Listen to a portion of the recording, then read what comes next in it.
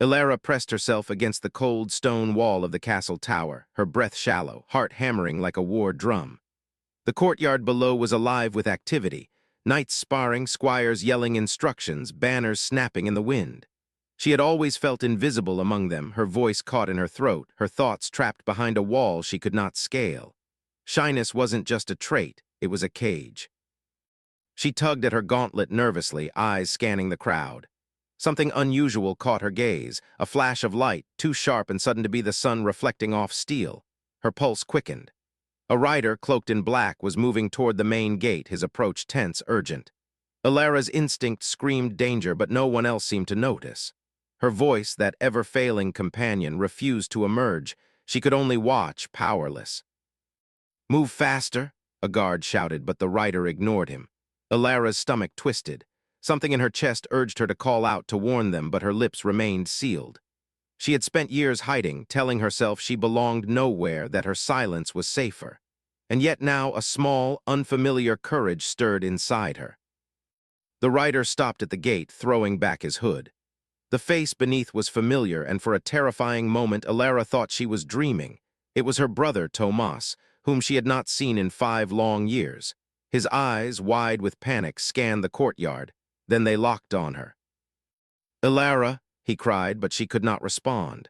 Her voice had been stolen by fear, by habit, by years of retreating. She could only meet his gaze with wide, unblinking eyes. The crowd seemed to melt away. Everything else fell silent except for the frantic beating of her heart. Tomas's horse reared suddenly, and a shout rang out from the gate. "They're coming!" someone yelled.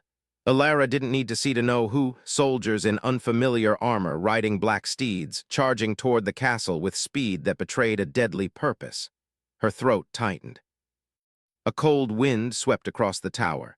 Ilara stepped back instinctively, her armored gauntlets clanging against the stone. She had always felt safe behind walls, behind armor she barely knew how to wear properly, but safety was an illusion. Her brother was shouting again, his voice cracking, but she still could not answer. Panic clawed at her chest. Then unexpectedly a hand grasped her shoulder. Strong, warm, steady, she spun around. A knight older, gray-haired, his armor scratched and weathered, gave her a small, knowing smile. "You're not as alone as you think," he said simply. There was no judgment in his tone, only certainty. He held out a sword, and for a moment the cold metal felt like an invitation, a promise. "Come, they'll take the castle if we wait." Ilara's blue eyes flicked to him, uncertain. She had never fought alongside anyone willingly. She had hidden behind the walls, behind shadows. And yet, something in the way he looked at her made her chest ache with a strange, new hope.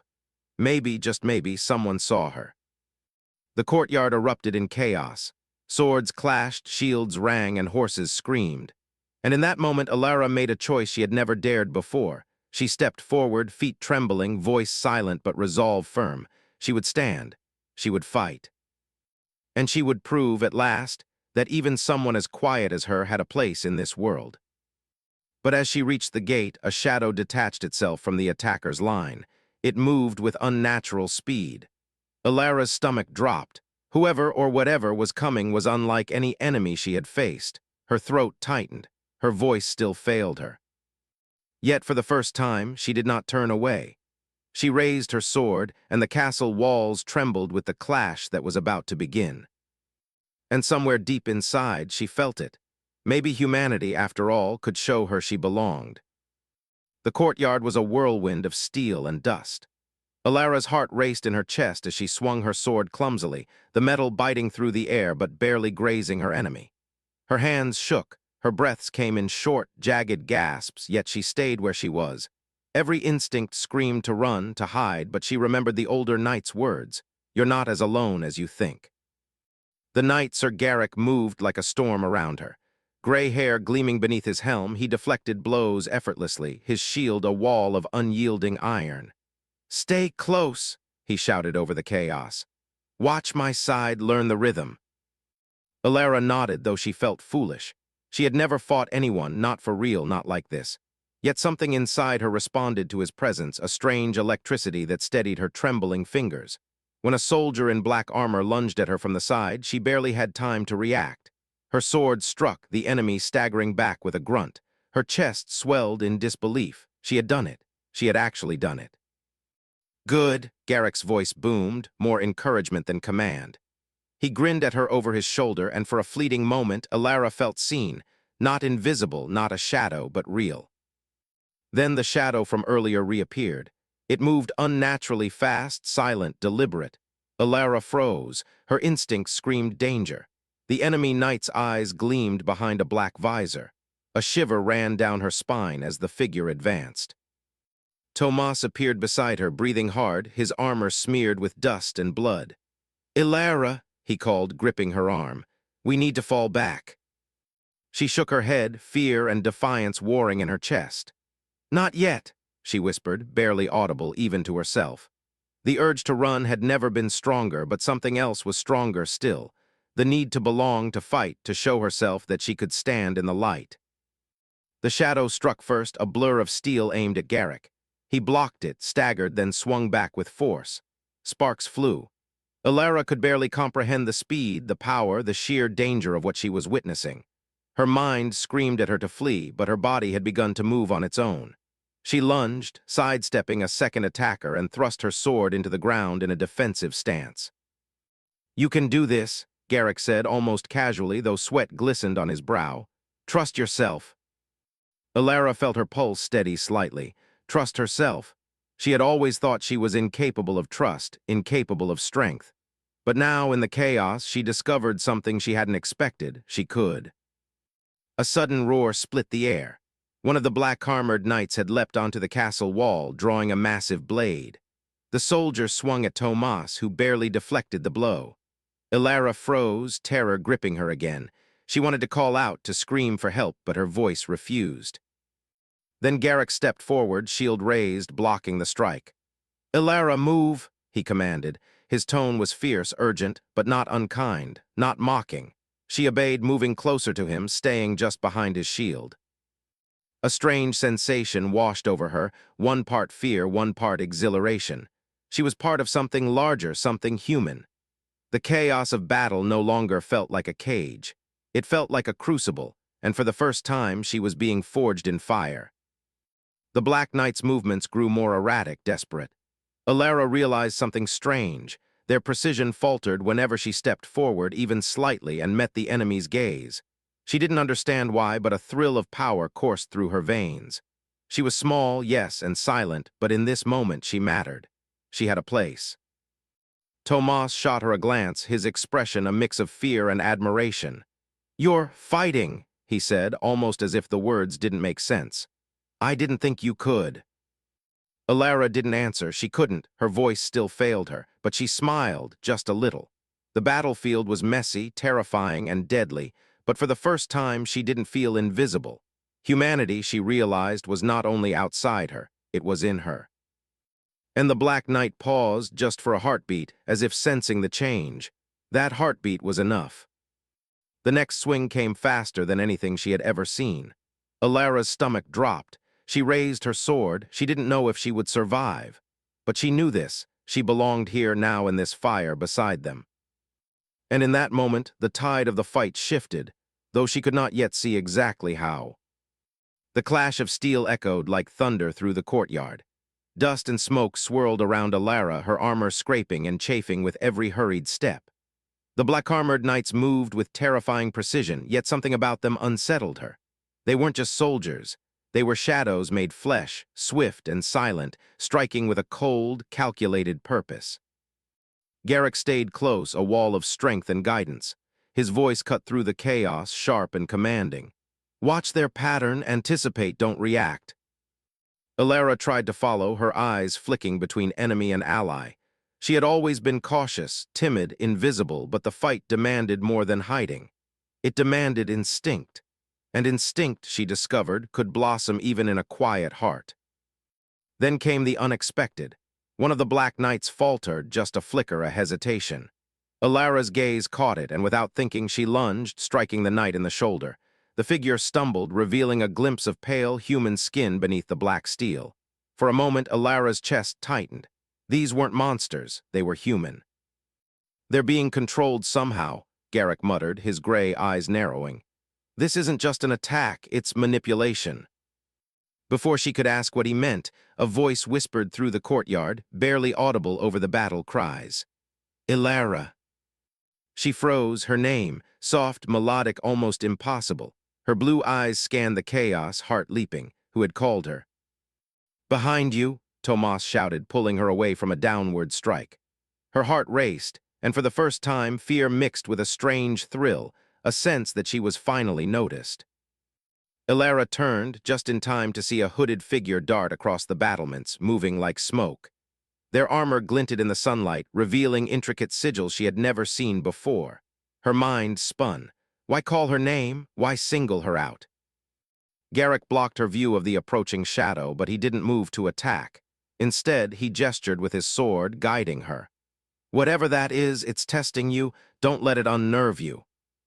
She swallowed hard, fingers gripping the hilt until her knuckles whitened. Test her. She had been invisible her whole life. She had been nothing. Could she really pass a test that even she didn't understand? The hooded figure stopped atop the wall and raised their arms. A strange wind whipped through the courtyard, rattling banners and hurling dust into eyes. The black-armored knights faltered again, glancing upward, confused, hesitant. The figure's hood fell back slightly in the sunlight, revealing sharp, angular features, youthful, almost eerily familiar. Ilara, the figure said again, louder this time, voice echoing across stone and steel. You don't belong where you think you do, yet you can. Ilara's throat tightened. She wanted to speak, to demand answers, but words failed her. Her chest heaved, tears pricking at the corners of her eyes, but she didn't falter. Instead, she lifted her sword, and for the first time her actions spoke for her. She stepped forward into the chaos, refusing to retreat. Garrick's gaze softened just slightly, as if acknowledging a silent triumph. Good, he muttered. You're seeing it. You're starting to belong. Tomas stared at her, bewildered. How? How are you standing? You've never done this before. Ilara didn't answer. She didn't need to. Every swing of her sword, every careful block was proof. The shadowed figure watched her for a long moment, eyes piercing. Then, without warning, they vanished into the sky, leaping from the wall, moving faster than humanly possible. The courtyard fell into uneasy silence. The black-armored soldiers hesitated, as if unsure what to do next. And in that fragile calm, Ilara realized something terrifying and thrilling. She had faced the first test, and she had not run. Garrick clapped a heavy hand on her shoulder. You did well, Ilara, better than you know. Her heart pounded in her chest. She still couldn't speak, but the silence was no longer a weakness. It was a shield, a choice, a signal that she could act even when words failed. And somewhere in the depths of the castle, far from the courtyard, the hooded figure watched, eyes glinting. Interesting, they whispered to themselves. Perhaps she is ready to be more than silent. Ilara didn't notice. She didn't yet understand the full weight of what had happened. But she felt it deep inside. Something had changed. Humanity, with all its chaos, its courage, its messy, terrifying beauty, had begun to claim her. And for the first time, she believed she might belong. Ilara sat on the castle's northern battlement, staring out over the rolling hills beyond the stone walls.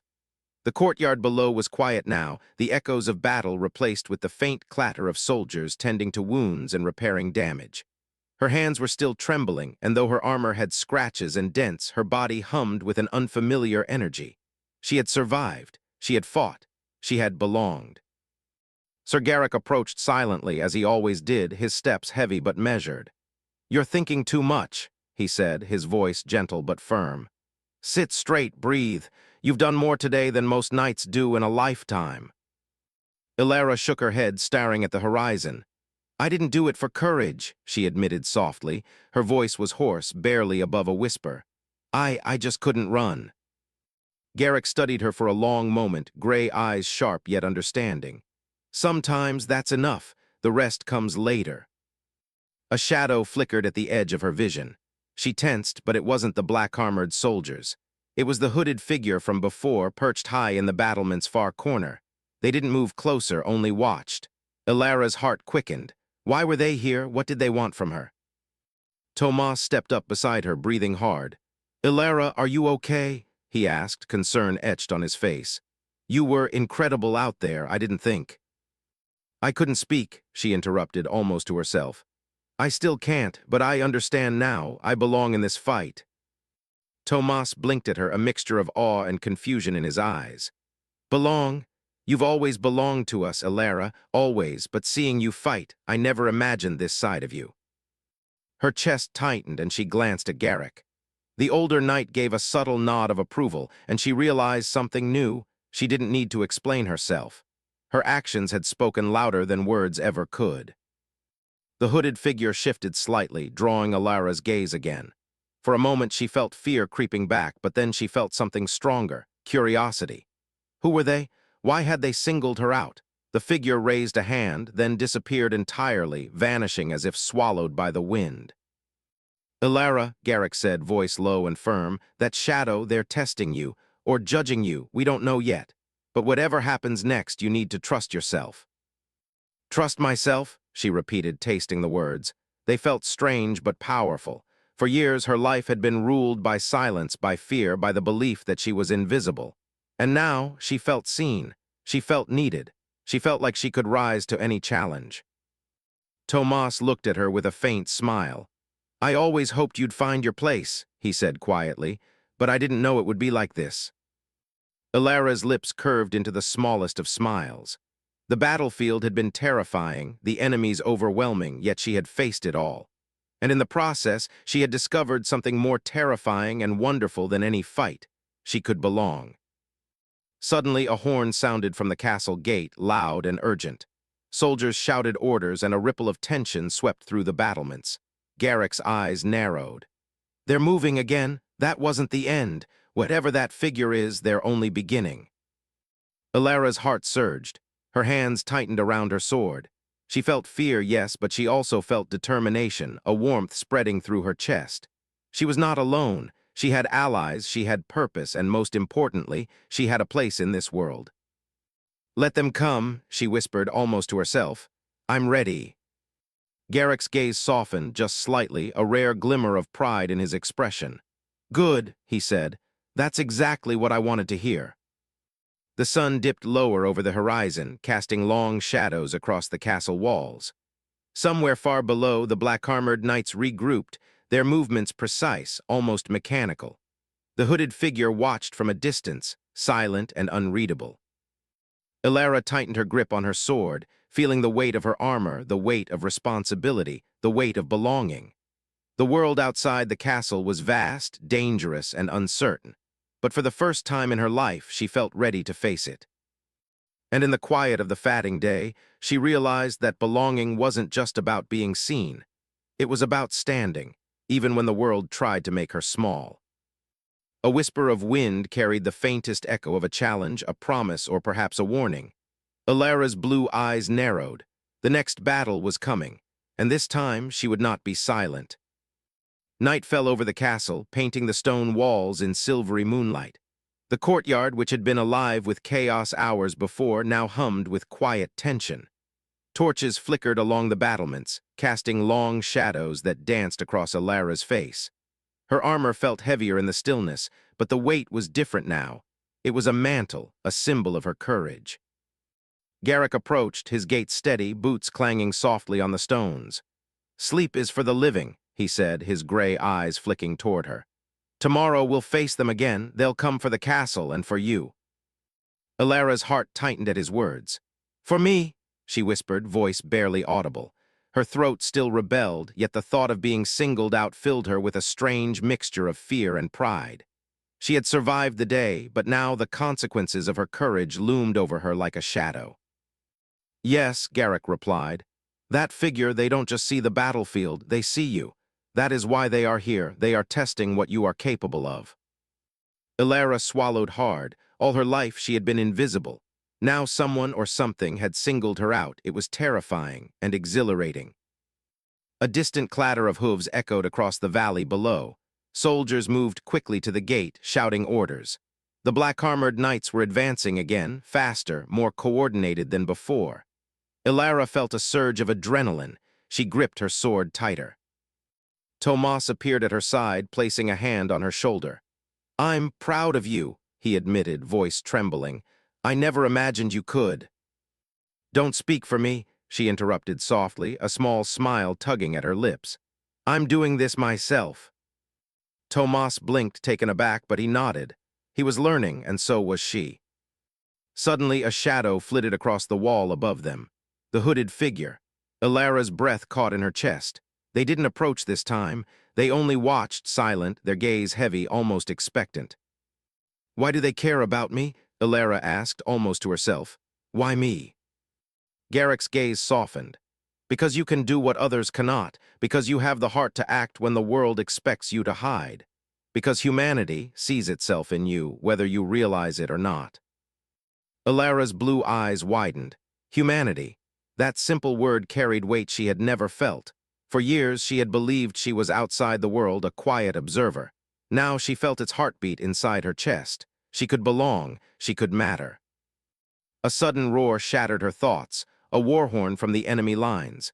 The black-armored knights charged, their formation tight, unrelenting. Ilara's stomach twisted with fear, but she raised her sword anyway. This time there was no hesitation. She fought alongside Garrick, side by side, moving in a rhythm she didn't know she possessed. Each block, each swing, each step felt like a statement. I am here. I exist.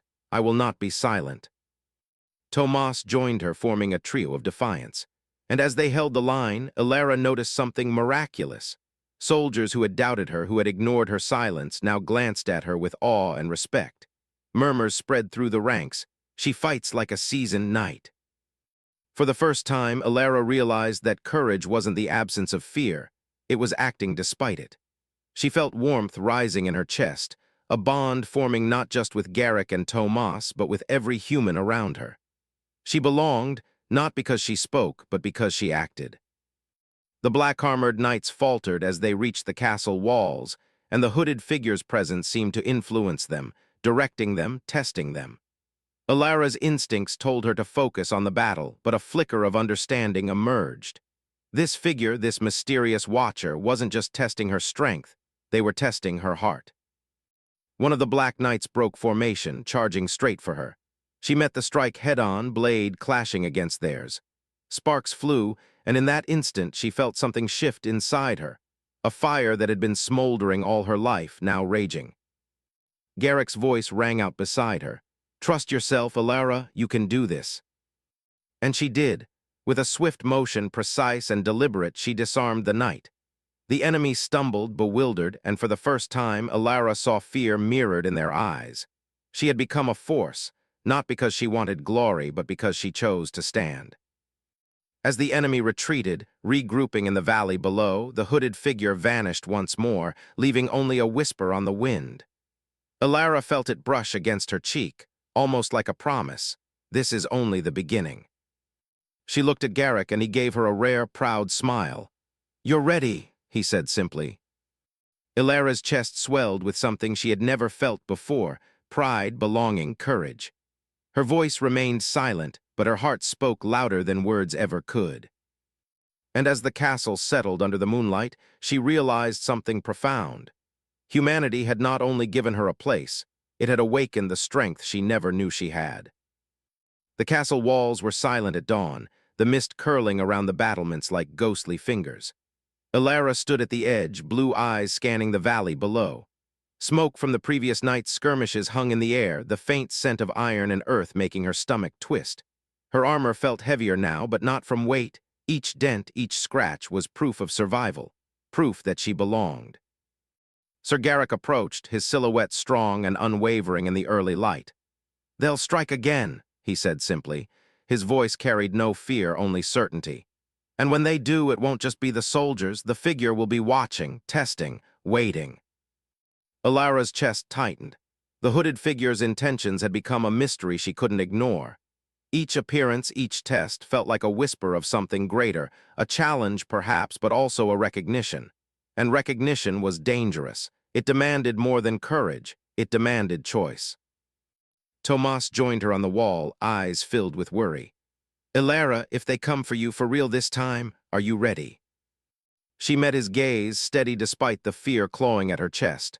I have to be, she whispered, not just for herself, but for everyone who depended on her. I won't hide anymore.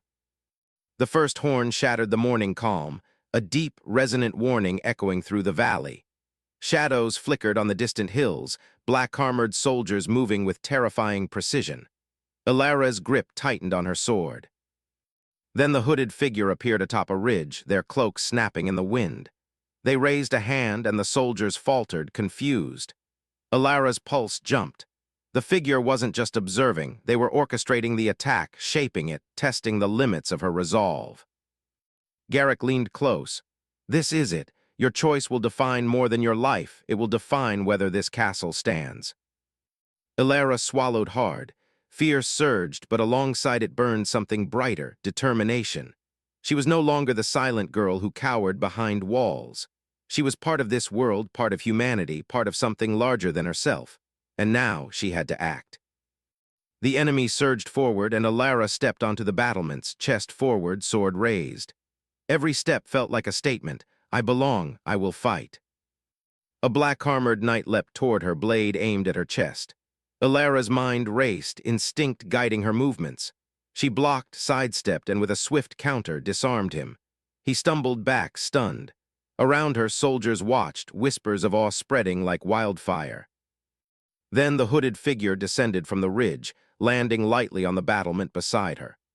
Ilara froze, instinct urging attack, but something in their eyes, a strange intensity, a mix of challenge and recognition, stopped her. "You have strength," the figure said softly, voice echoing with authority and curiosity. "But strength alone is not enough. Will you lead? Will you protect? Or will you retreat into silence as you always have?" Ilara's chest heaved. Silence had been her shield for years, but it had also been her prison, and now she had a choice.